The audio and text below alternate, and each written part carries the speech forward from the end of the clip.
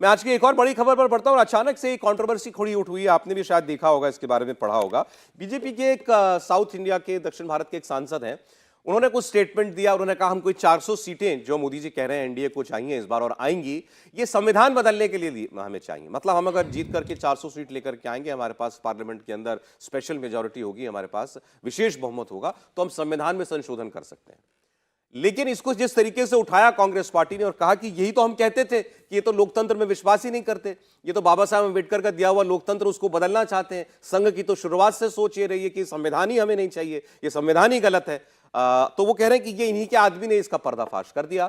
हम भी यही कहते हैं कि ये लोग अगर जीत करके आएंगे तो देश में लोकतंत्र नहीं बचेगा जैसा लोकतंत्र हम जानते हैं और जिसमें हम जीवित हैं, बल्कि ये संविधान बदलेंगे। अब ये क्या करेंगे ये कोई नहीं बताता कि क्या कर लेंगे आकर के अगर ये जीत करके आ गए तो। 10 साल से तो सरकार में वो थे ही ना, अब अगर अगला टर्म भी मिलेगा तो उसमें ऐसा क्या कर लेंगे। लेकिन ये बार बार एक नैरेटिव बनाने की कोशिश है कि अगर तीसरी बार नरेंद्र मोदी प्रधानमंत्री बन गए तो देश में लोकतंत्र खत्म हो जाएगा। और अब हवाला दे दिया गया है उनके इसी सांसद का। तो पहले तो इस पर जो रिएक्शंस है वो मैं आपको दिखाना चाहता हूं। अनंत हेगड़े, इन्होंने ये बयान दिया था, जैसा मैंने आपको बताया, कि संविधान बदलने के लिए मोदी को 400 सीट जीतना जरूरी है।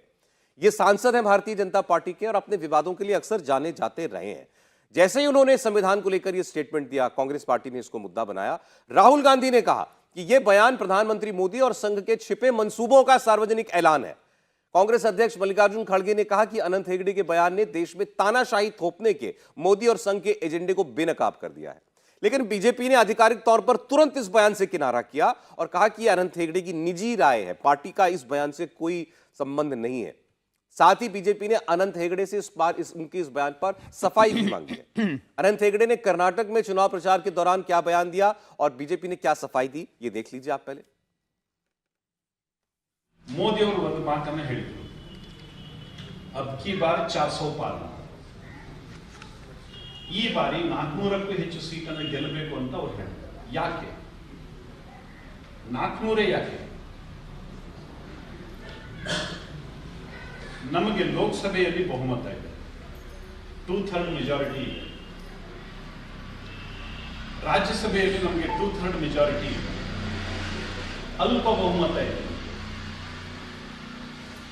ರಾಜ್ಯ ಸರ್ಕಾರಗಳಲ್ಲಿ ನಮಗೆ ಬೇಕಾಗಿರತಕ್ಕಂಥ ಬಹುಮತ ಇಲ್ಲ. ಸಂವಿಧಾನವನ್ನ ತಿದ್ದುಪಡಿ ಮಾಡಬೇಕಾದ್ರೆ ಏನು ಮೂಲಭೂತವಾಗಿ ಸಂವಿಧಾನವನ್ನ ಸಂಪೂರ್ಣವಾಗಿ ತಿರುಚಿದ್ರು ಕಾಂಗ್ರೆಸ್ನವರು, ಅದರಲ್ಲಿ ಬ್ಯಾಡದೇ ಇರೋದನ್ನೆಲ್ಲ ತುರುಕಿದ್ರು, ವಿಶೇಷವಾಗಿ ಇಡೀ ಹಿಂದೂ ಸಮಾಜವನ್ನ ದಮನಿಸುವಂತಹ ರೀತಿಯಲ್ಲಿ ಕಾನೂನನ್ನು ತಂದಿಟ್ಟಿದ್ರು. ಇದೆಲ್ಲವೂ ಬದಲಾಗಬೇಕಾದ್ರೆ ಈ ಮೆಜಾರಿಟಿಯಲ್ಲಿ ಆಗುವುದಿಲ್ಲ. ಲೋಕಸಭೆಯಲ್ಲಿ ಕಾಂಗ್ರೆಸ್ ಇಲ್ಲ, ಲೋಕಸಭೆಯಲ್ಲಿ ಮೋದಿ ಅವರು 2/3 ಮೆಜಾರಿಟಿ ಬಂದಿದ್ದಾರೆ, ಮಾಡಲಿ ಅಂತ ಬಿಟ್ಟರೆ ಮಾಡ್ಲಿಕ್ಕೆ ಆಗುದಿಲ್ಲ. ನಮಗೆ ಲೋಕಸಭೆಯಲ್ಲೂ ಮೆಜಾರಿಟಿ ಬೇಕಾಗುತ್ತೆ, ರಾಜ್ಯಸಭೆಯಲ್ಲಿಯೂ ಕೂಡ 2/3 ಮೆಜಾರಿಟಿ ಬೇಕಾಗುತ್ತೆ, ರಾಜ್ಯ ಸರ್ಕಾರಗಳಲ್ಲಿಯೂ 2/3 ಮೆಜಾರಿಟಿ ಬೇಕಾಗುತ್ತೆ. उनका एक बयान प्रसारित किया जा रहा है।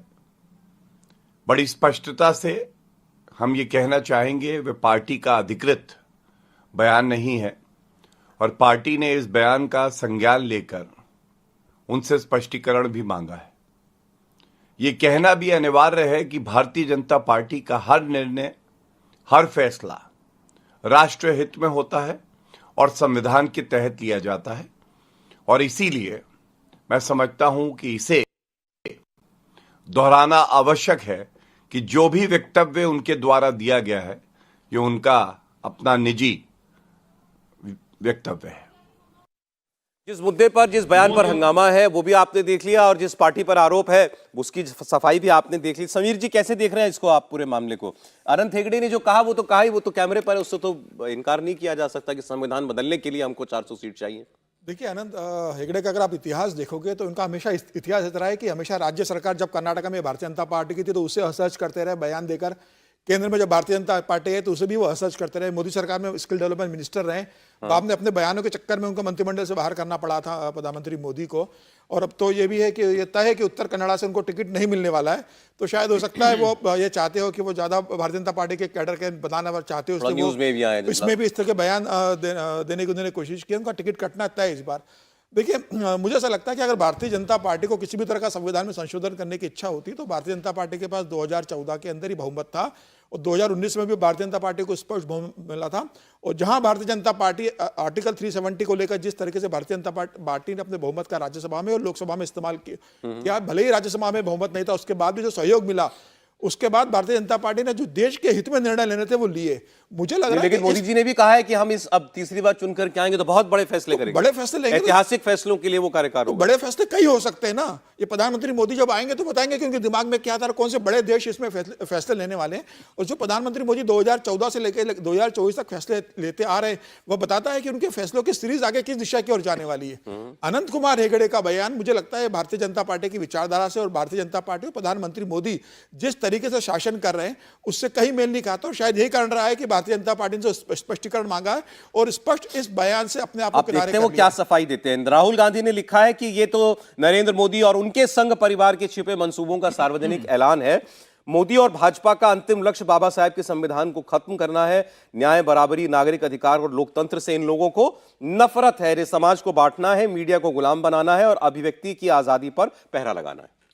देखिए, ये बड़ा हास्यास्पद होता है जब चर्चा एकदम से किसी एक नेता के बयान पे, और अनंत हेगड़े निश्चित तौर पर आजकल पार्टी में थोड़ा साइडलाइन है, लेकिन एक बात मैं जरूर कहूँगा, बहुत कद्दावर नेता हैं, अपनी ताकत पर सांसद बनने की क्षमता रखते हैं।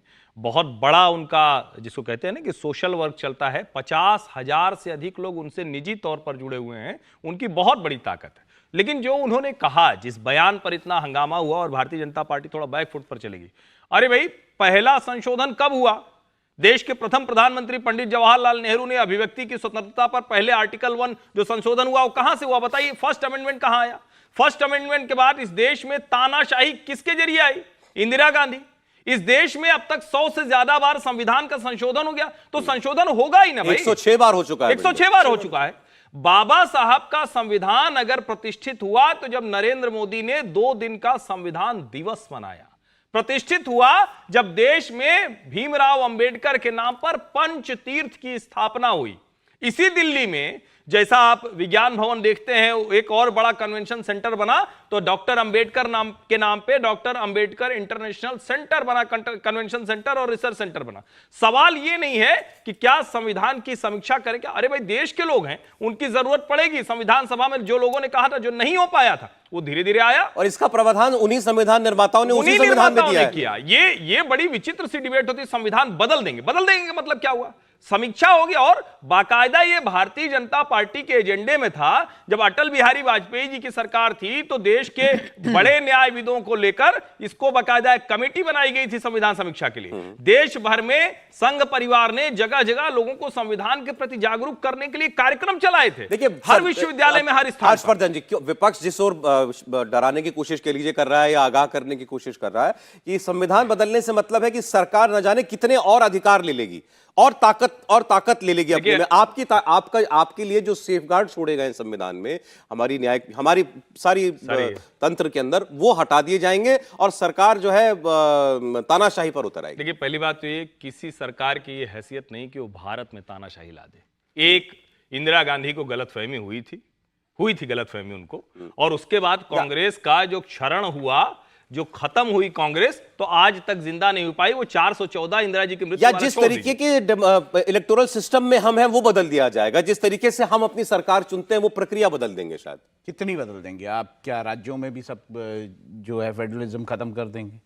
देखिए, अगर कोई भी चीज़ यहाँ लागू होनी है हमारे देश में, तो वो सिर्फ ये ऐसा नहीं है कि केंद्र में आपकी सरकार हो और आप लागू हो जाए। स्टेट्स भी हैं, स्टेट्स अगर मना कर दें कि हम नहीं लागू करेंगे, तब भी नहीं कर सकते। आपने बहुत सारे एग्जाम्पल देखे कि यहाँ पर राज्यों में बड़ा कानून लाना पड़ता है तो उसके लिए राज्यों में रेटिफाई कराना पड़ता है। आप कैसे कर देंगे? देखिए, वो बिल्कुल मैं नहीं मानता कि ऐसा कुछ हो। और वैसे भी हम कई बार, जैसे हर्षवर्धन ने भी बोला, कि बहुत बार हम संविधान में संशोधन कर चुके हैं। अभी हमने आईपीसी, सीआरपीसी सब चेंज किया, तो ऐसा कुछ नहीं होता है। देखिए, कोई ना तो जनता ऐसे किसी बहुत सारी चीज़ को मानेगी कि आप संविधान पूरा पलट दें, और वो मेरे ख्याल से वो संभव भी नहीं है इस देश में।